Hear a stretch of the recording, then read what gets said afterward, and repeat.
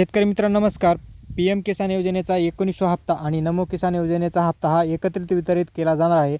4,000 रुपयाचा हप्ता हा शेतकऱ्यांना मिळणार आहे. जानेवारी महिन्यामध्ये या हप्त्याचं वितरण केलं जाणार आहे.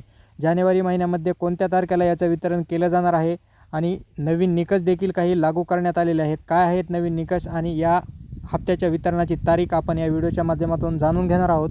मित्रांनो, व्हिडिओ शेवटपर्यंत पहा आणि आपलं चॅनल सबस्क्राईब करून घ्या. तर शेतकरी मित्रांनो, सर्वप्रथम पाहूयात नवीन निकष काय आहेत.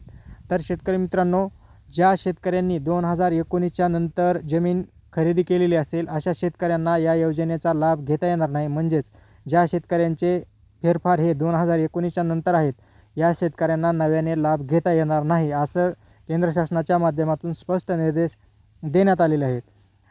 तर दुसरा निकष काय आहे शेतकरी मित्रांनो, जे शेतकरी इन्कम टॅक्स भरतात या शेतकऱ्यांना देखील आता हे योजनेचे पैसे मिळणार नाहीत.